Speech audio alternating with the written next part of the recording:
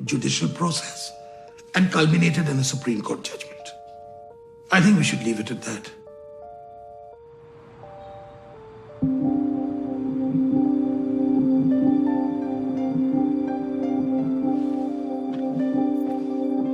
In Yorkshire, the Dawood family were losing faith that the police in Gujarat would catch the men who killed Saeed, Shakil, and Muhammad. There were some serious doubts arising in terms of what the Indian police were doing, because on the one hand, they were saying that they were doing everything. On the other hand, we were seeing no results whatsoever. In respect to the investigation, we had no confidence in the Indian police. It turned out that the police hadn't even, done basic investigations. They hadn't gone to the scene of the crime. Family members went to the crime scene themselves and made a terrible discovery. They found burnt remains, including bone fragments, bits of teeth. It seemed from what everybody was indicating that those remains were Said and Shakil's. The police seemed to be putting up a wall and were completely disinterested in helping us get to the truth. Then there was an unexpected development. The controversial Chief Minister of Gujraat, Narendra Modi, has arrived in London on a short visit. He presides over the state where as many as 2,000 people were killed in communal rioting. I thought this was a great opportunity for the family and for the victims for him to be arrested here in the UK. The idea was that the family would go to court and seek to prosecute Narendra Modi. We had pages, hundreds of pages of reports. All of them were clear that this was a massacre. Most importantly, that there was state collusion. And so the chain of command went all the way to the chief minister. Although the offense took place in India, it could be prosecuted in this country. An Indian diplomat said when news of the plan leaked, there was panic. Mr. Modi was reportedly urged to leave Britain on the next plane. I argued in front of the judge for Narendra Modi's arrest. The judge said, I can see all the things that you put before me, Mr. Khan, but really what I need is witness statements. And the evidence that we would need to prosecute it would have been somebody somewhere along the chain of command saying, yes, there was an order not to take any action allowing this to happen. Mr. Khan says that the evidence that has emerged since then, even though it is fiercely contested, has made him more convinced of the merits of his case. Knowing what we now know and the information that we now have, if we had had that at that time, I'm pretty sure that a summons would have been issued for Modi's arrest. We were bitterly disappointed the judge didn't issue the warrant, but we understood this was going to be quite a long campaign in terms of getting answers and getting justice and holding people to account.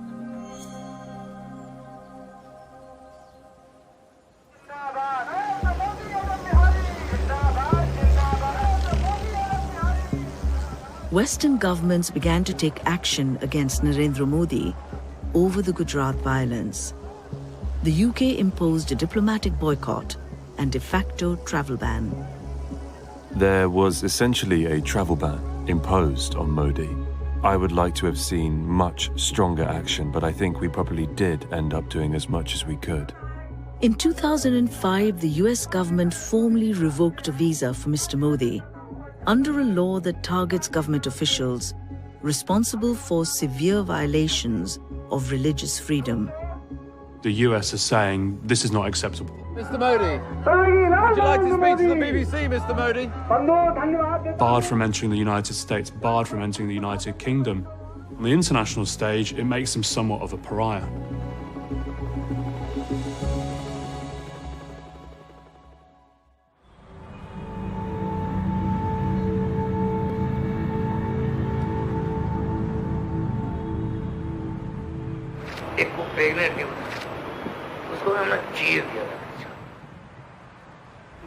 आत्मा, इनको बताया कि क्या होता है, कि हम लोग को तुमने मारा तो हम तुमको क्या प्रतिक्रिया दे सकते हैं. In 2007, a reporter went undercover in Gujarat to investigate what had happened during the violence. Posing as a Hindu extremist, he secretly filmed one of the killers boasting about the role he had played. Babu Bajrangi was accused of leading a mob that killed around 100 people. किसी को नहीं छोड़ा, पनपने नहीं चाहिए. मैं तो आज भी बोलता हूँ कि कुछ भी हो, लेडीज हो, बच्चे हो, कुछ भी हो, काटने से कुछ, मारो, काटो, जलाना, छोड़ो. कैसा लगता है जब मारते तो कैसा लगता है? मजा आता है ना सब. उसको मार के आके घर पे सो गए. Mr. Bajrangi made an extraordinary claim about Narendra Modi. He said that when he was arrested for murder, several months after the massacre, Mr. Modi helped him get bail by changing the judge. फिर नरेंद्र भी ने हमारे को संदेशा भेजा कि ठहर जाओ, मैं अभी सेटिंग करता हूँ, अभी टाइम निकल गया है. फिर उन्होंने जज को भेजा, जज ने फाइल नहीं, कुछ नहीं, बोले जाने, granted. Mr. Bajrangi later claimed he was reading from a script given to him by the reporter, though a judge ruled the veracity of the sting was not in dispute. In 2012, Mr. Bajrangi was jailed for murder. And he wasn't the only one who made damaging claims about Mr. Modi. Haresh Bhatt, a local BJP politician, said he was at a political meeting addressed by Mr. Modi shortly after the train burning. जब जिस दिन गुजरा हो उस समय नरेंद्र भाई को क्या प्रतिक्रिया दें? उनका फेवरेबल सर, लेकिन हम ये स्टेटमेंट हम नहीं कर सकते. जो उन्होंने किया है ना, वो शायद किसी मुख्यमंत्री ने नहीं किया होगा. मैं कहीं इसको कोट नहीं करूंगा, मैं वैसे भी आपको कोट नहीं करूंगा कहीं किसी किताब में. तो उन्होंने जो 3 दिन का मोहलत दिया था, जो भी करना चाहो कर लो, 3 दिन के बाद मैं बंद कर दूंगा, ये उन्होंने खुलेआम कहा था. और 3 दिन के बाद बोला कि आप बंद कर दो, और सारा बंद हो गया. Mr. Bhatt later said he told the reporter an imaginary story. Mr. Modi has said allegations against him in the recordings are false and incorrect. You often find that activists at the lower level make claims which are, in hindsight, quite preposterous. They exaggerate their own importance. But pressure was now building for a new investigation into the violence.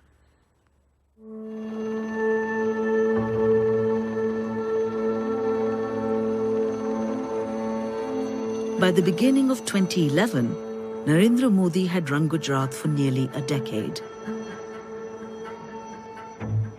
Despite the controversies, some were now tipping him for an even bigger job: India's next Prime Minister. Modi started to think about national politics very early on, projecting himself as a national leader. मैं भारत का संतान हूँ, मैं भारत की प्रतिष्ठा और गौरव से जुड़ा हुआ इंसान हूँ. It was already clear that he was headed on a course which would lead him to the national stage. But Mr. Modi had a problem.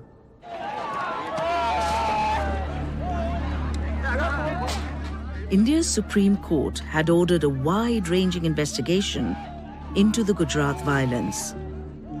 A special investigation team, or SIT, was examining the Dawood family murders and allegations made by Ishan Jaffri's widow that Mr. Modi was part of a criminal conspiracy that led to the disorder and killings across the state. Modi seems to be unstoppable, but the ghosts of the past don't leave him alone. Grilled for 9 hours on the case in 2010, the stain on his image remains.